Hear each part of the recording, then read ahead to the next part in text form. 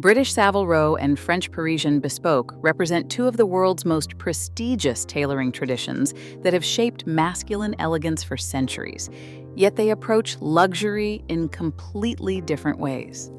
The real question is not just about craftsmanship or price, it is about which philosophy of menswear creates the more commanding presence. When you walk down Savile Row in London's Mayfair district, you're stepping onto the only street in the world that has become synonymous with an entire form of clothing.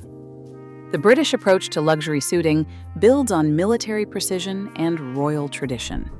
Tailors here still use techniques dating back to 1806, when Henry Poole first opened his doors to create uniforms for the Napoleonic Wars. This is where Winston Churchill, Charles III, and even Napoleon III himself came to be dressed by the founding fathers of modern menswear.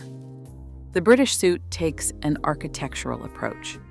Picture the classic Savile Row silhouette with its roped shoulders created through thick padding, double vents at the back for movement, and what tailors call high armholes that keep the jacket close to the body while allowing complete freedom of motion.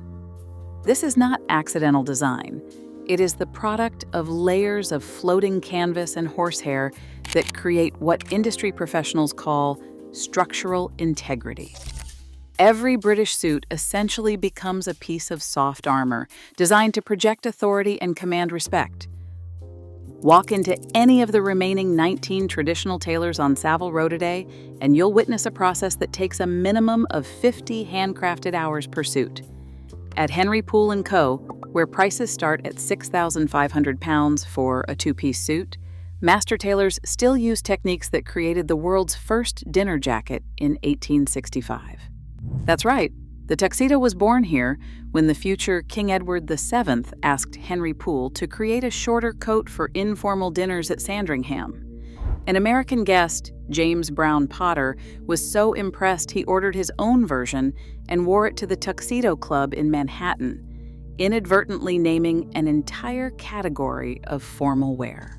But step into the ateliers of Paris, and you enter a completely different universe of luxury. French tailoring operates on a philosophy that marries the structure of English silhouettes with what the French call couture sensibility. At houses like Sifonelli on Rue Marbeuf, where Karl Lagerfeld famously claimed he could recognize their signature shoulder from 100 meters away, luxury isn't about military precision.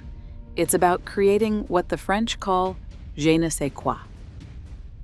The French approach centers on something called the cigarette shoulder, a technique pioneered by Sifonelli that creates a soft, natural shoulder line with minimal padding. Where British tailors use thick canvas and heavy structure, French artisans achieve their silhouette through precise cutting and what industry insiders call the highest armhole in the business. The result is a suit that appears to flow with the body rather than control it.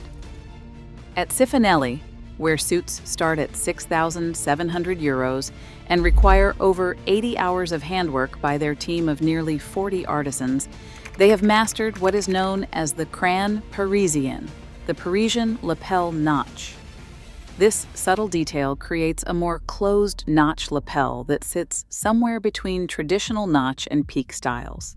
British, American, and Italian tailors have never successfully replicated this technique despite decades of attempts. The philosophical differences extend to their client approaches. British tailoring houses proudly display their royal warrants, official recognition from the monarchy that they serve as clothiers to the crown. Jeeves and Hawkes has held warrants from every British monarch since King George III, positioning themselves as guardians of tradition. When you wear Savile Row, you are wearing centuries of royal approval and military heritage. Sifonelli has dressed French presidents like François Mitterrand, alongside style icons like Cary Grant and Marcello Mastroianni.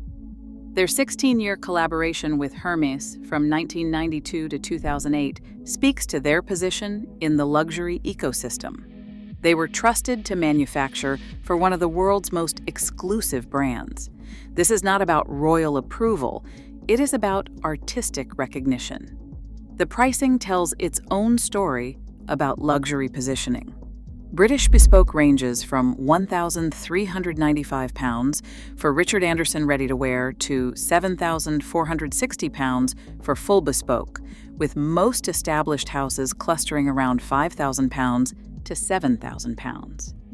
French pricing is more stratified, with Sifonelli and Camps de Lucca commanding €6,700 to over €8,500, while newer ateliers like Kenjiro Suzuki start at €4,800. The French position themselves at the absolute top of the market, reflecting their couture heritage. But which actually looks more luxurious?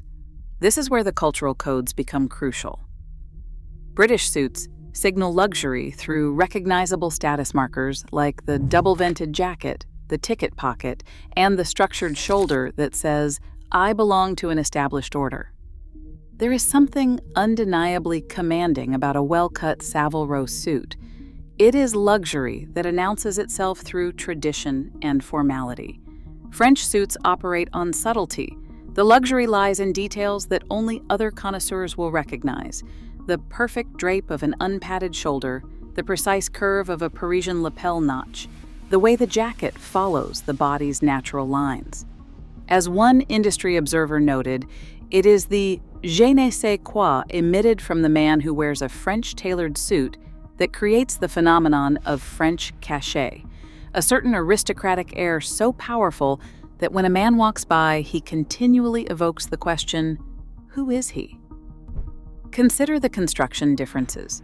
British tailors like Edward Sexton, who worked with Tommy Nutter at Nutters of Savile Row to dress the Beatles for the Abbey Road album cover, build their suits with what they call the English drape, a technique developed by Dutch tailor Frederick Schulte and perfected by houses like Anderson and Shepherd in the early 20th century.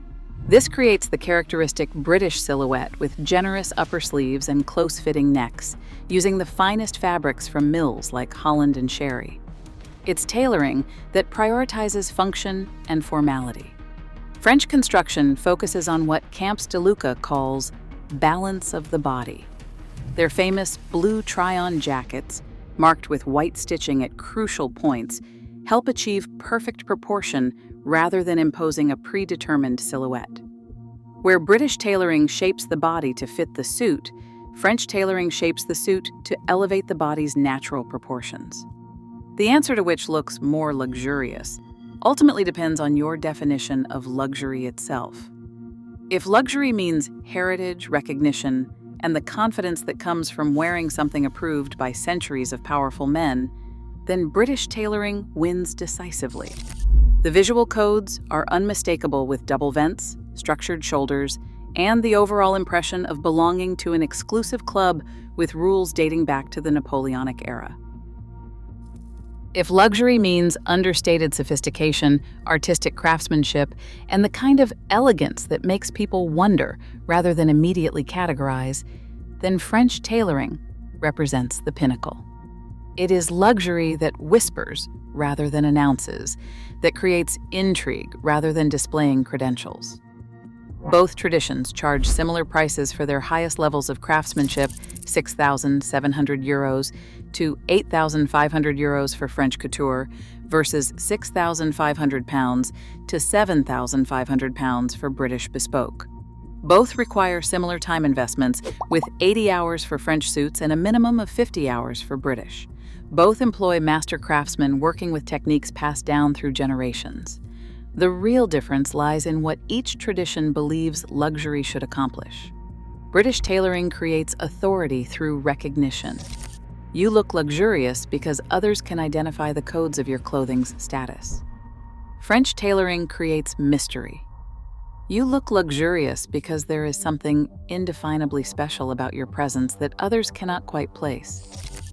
Perhaps the most honest answer is that both traditions have perfected different expressions of the same goal, transforming cloth into confidence, craftsmanship into character, and tradition into timeless luxury. Whether you choose the commanding structure of Savile Row or the elegant subtlety of Parisian couture, you are not just buying a suit, you are investing in a philosophy of how luxury should look and feel.